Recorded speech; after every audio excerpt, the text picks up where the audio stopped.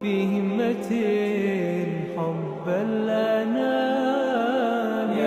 সমস্ত বাবা মাকে আল্লাহ তাআলা নিঃসন্তান রেখেছেন, সন্তানহীনতার কষ্ট এবং পরীক্ষা কত কঠিন সেটি তারাই সবচেয়ে ভালো বলতে পারবেন।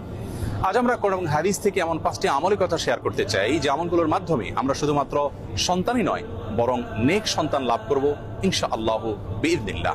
তবে সবকিছুর আগে আমাদেরকে মাথায় রাখতে হবে সূরা শূরার 50 নম্বর আয়াত। আল্লাহ তাআলা বলেছেন, ইয়াহাবু লিমান ইয়াশাউ ইনাসা ওয়া ইয়াহাবু লিমান ইয়াশাউ যুকুর আও ইউযাওয়িজুহুম যুকরানা ওয়া ইনাসা ওয়া ইয়াজআলু মান ইয়াশাউ আকীমা। যার অর্থ হলো আল্লাহই হলেন সেই মহান সত্তা, তিনি যাকে ইচ্ছা তাকে কন্যা সন্তান দান করে থাকেন, যাকে ইচ্ছা তাকে পুত্র সন্তান দেন, আর যাকে ইচ্ছা তাকে উভয়টি দান করেন, আর যাকে ইচ্ছা তাকে কোনোটি দান করেন না। আমাদের অনেক ভাই বোন আছেন যারা সন্তানহীনতার কষ্ট এবং দুঃখ গোছাবার জন্য, লাঘব করবার জন্য অনেক মাজারে গিয়ে ধর্ণা দেন, সেখানে গিয়ে সন্তান প্রার্থনা করে থাকেন। এই কাজটি আমাদের ঈমান হরণকারী একটি কাজ।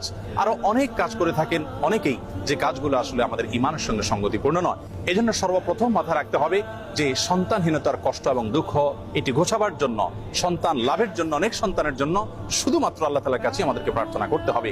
আল্লাহ তাআলার দুজন নবী জাকারিয়া এবং ইব্রাহিম আলাইহিস সালাম, তারা উভয় আল্লাহ রাব্বুল আলামিনের কাছে এমন একটা বয়সে এসে সন্তান এর প্রার্থনা করেছেন যখন সন্তান হওয়ার কথা নয়। আল্লাহ তাআলা তাদেরকে সেই সময়ে সন্তান দিয়েছিলেন এবং কোরআনে কারীমে তাদের সেই দোয়ার ফরম্যাট উল্লেখ করে দিয়েছেন।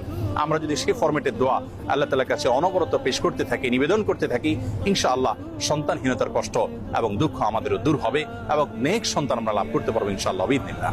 সন্তান লাভের জন্য জাকারিয়া আলাইহিস সালামের দুটি দোয়া কোরআনে কারীমে উল্লেখ হয়েছে। তার একটি বর্ণিত হয়েছে সূরা আলে ইমরানের 38 নম্বর আয়াতে, আর অপরটি বর্ণিত হয়েছে সূরা আম্বিয়ার 89 নম্বর আয়াতে। আলে ইমরানের আয়াতে আল্লাহ নবী জাকারিয়া আলাইহিস সালামের যে দোয়া আল্লাহ তাআলা উল্লেখ করেছেন সেটি ছিল এই, রব্বি হাবলি মিন লাদুনকা যুররিয়াতান তাইয়্যিবা ইন্নাকা সামিউদ দুআ। যার অর্থ হলো, হে আমার রব, হে আমার প্রতিপালক, আপনি আপনার তরফ থেকে আমাকে নেক এবং সুসন্তান দান করুন, আপনি দোয়া শ্রবণকারী। তার অপর যে দোয়াটি সূরা আম্বিয়াতে বর্ণিত হয়েছে সেটি ছিল অত্যন্ত মর্মস্পর্শী এবং হৃদয়গ্রাহী। সেই দোয়ার ভাষ্য ছিল এই, রব্বি লা তাযারনি ফারদা ওয়া আনতা খায়রুল ওয়ারিসিন। যার অর্থ হলো, হে আমার প্রতিপালক, হে আমার রব, আপনি আমাকে একা ছেড়ে দিবেন না, অর্থাৎ নিঃসন্তান আমাকে রাখবেন না, আপনি তো সর্বোত্তম ওয়ারিস দানকারী।